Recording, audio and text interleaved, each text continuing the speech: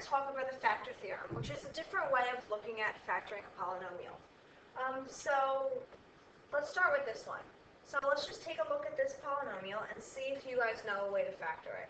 So because there's 4 terms, it should kind of clue you off that maybe this is a factor by grouping scenario. So if we look at the first 2 terms, we can take out an x squared. This should be old news. X plus 3. Here we can take out a negative 9.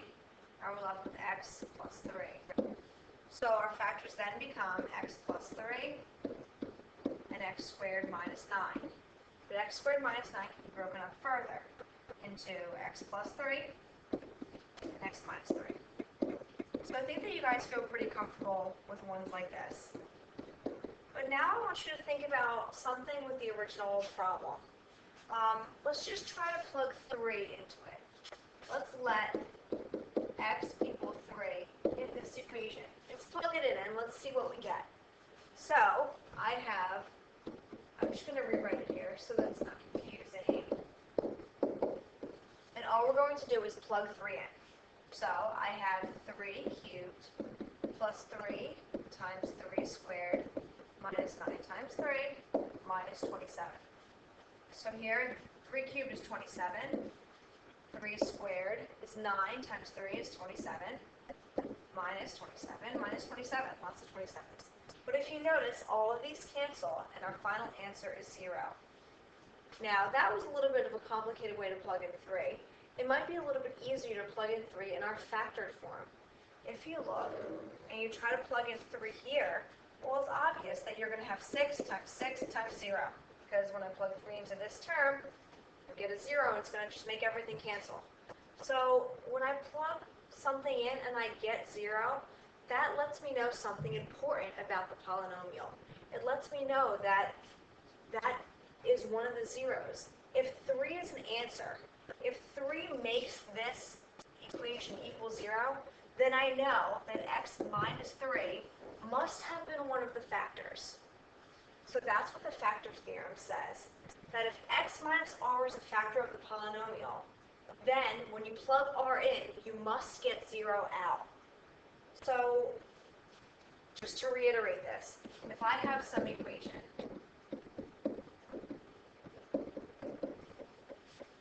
and I don't know what the factors of it are, but let's say I try to plug in negative 1.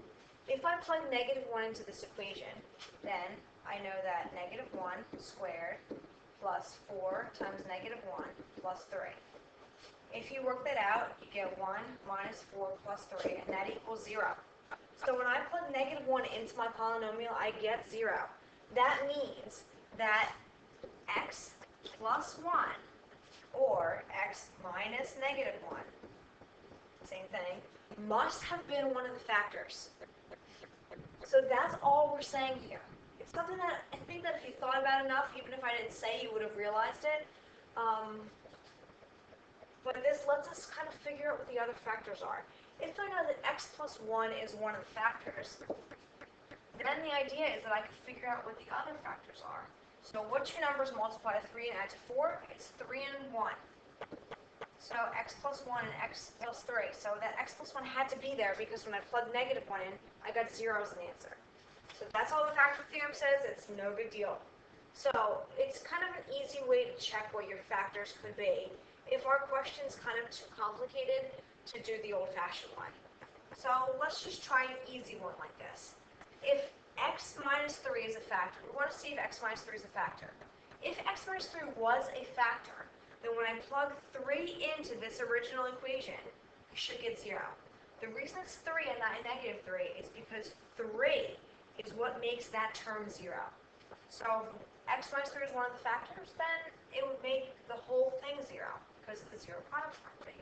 So here I have 2 times 3 squared minus 5 times 3 plus 3. 3 squared is 9 times 2 is 18 minus 15 plus 3 is not 0. If that's not 0, that means that x minus 3 is not a factor.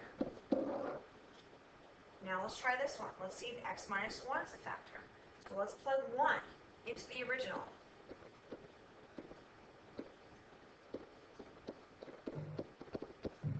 2 times 1 squared is just 2. Minus 5 plus 3 is 0. That means that x minus 1 is a factor. Now, you could have always factored this the old-fashioned way, the way that you're used to, that we've learned when we were factoring parabolas. What two numbers multiply to 6? What two numbers multiply to 6 and add to negative 5? Well, those two numbers are negative 2 and negative 3. So I could rewrite this like this, and then do my factor by grouping. So I can take out of 2x, I'm left with x minus 1, take out of 3, I'm left with x minus 1. And I know that my factors are 2x minus 3 and x minus 1. So x minus 1 is one of the factors. I'm just kind of showing you that these two methods show you the same thing. The x minus 1 is one of the factors. So I just wanted to do a quick exercise just to kind of practice this topic. So here, I have something that looks like it's factored by grouping because there's 4 terms. However, if you try to factor it by factor by grouping, let's see what happens. What can come out of the first 2 terms? X squared. What's left is x minus 2. If I try to do that with this thing, nothing comes out of the second 2 terms, so maybe you would try to do a negative 1. I'd be left with 5x minus 6. What's the problem with this? If I were to do factor by grouping and it were going to work, then these two would have to agree. They don't agree, meaning that you can't use factor by grouping. All the problems that I've given you up to this point that had 4 terms in it happen to work out nicely. It doesn't always happen that way. So this is a more complicated factoring problem, which is, I know exactly what you wanted, right? More complicated factoring. Great. Okay, so if x minus 3 is a factor, then let's figure out how we can easily answer that question, because we do not know how to factor that currently. But we're learning how, kind of, we're the first step in doing that today. So if x minus 3 is a factor of this, then when I plug 3 in, I should get 0. That's what we're saying would be true if x minus 3 is a factor. So let's use the factor theorem to determine that.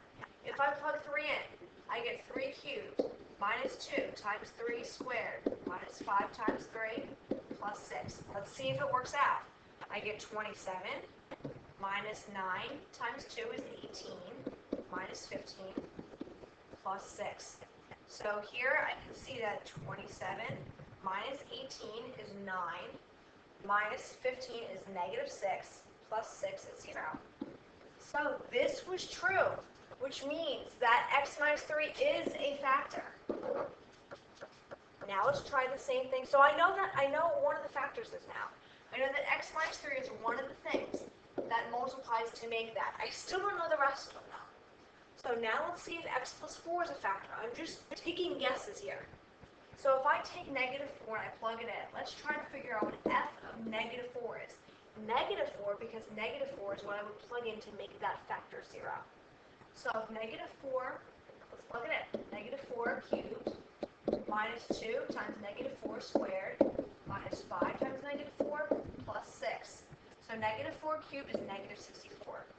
Negative 4 squared is 16 times negative 2 is negative 32 plus 20 plus 6. So here you can see that this does not equal 0. That means that x plus 4 is not a factor. I guess I should just write it down. So now let's look to see if x plus 2 is a factor. So I'm going to try to plug negative 2 in. So negative 2 cubed minus 2 times negative 2 squared minus 5 times negative 2 plus 6. Negative 2 cubed is negative 8. Negative 2 squared is 4 times negative 2 is also negative 8 plus 10 plus 6. That is 0. That means that x plus 2 is also a factor. So now, if you look at this, so far I know 2 of the solutions to this polynomial, but I still don't know the third one. Because the degree is 3, that means that there has to be 3 solutions. So let's try to see if x minus 1 is a factor. So I'm going to plug in 1 into the polynomial to see if that's true. So f of 1 is 1 cubed minus 2 times 1 squared minus 5 times 1 plus 6. So 1 cubed is 1, minus 2 minus 5 plus 6. You see, this also equals 0. So I found out what that third factor was. So what we're saying here is that this x minus 3, x plus 2 times x minus 1 is the factor of this. The only way that I got that was kind of just by guessing. I found one that worked, and then I found two more that worked. And I found the three factors are what they were. So let's just try, I just want to make sure that you're absolutely clear about what I could do to make sure that this is really the same thing. How would I know that x cubed minus 2x squared minus 5x plus 6 really equals x minus 3 times x plus 2 times x minus 1? A few weeks ago, we discussed about the different ways that one would know that that's really the case. Some of you guys said we could plug in numbers into both, see if they got the same answer. That's a good idea. Some of you said we could FOIL this out and see if we got the same answer. That's also a good idea. We could also graph this equation, first one, graph the second equation, and see if they laid on top of each other on the graphing calculator. Any of those three methods would verify that this equation equals this equation. And we're going to go into this a little bit further tomorrow. Don't forget to answer the questions. No answers, no credit.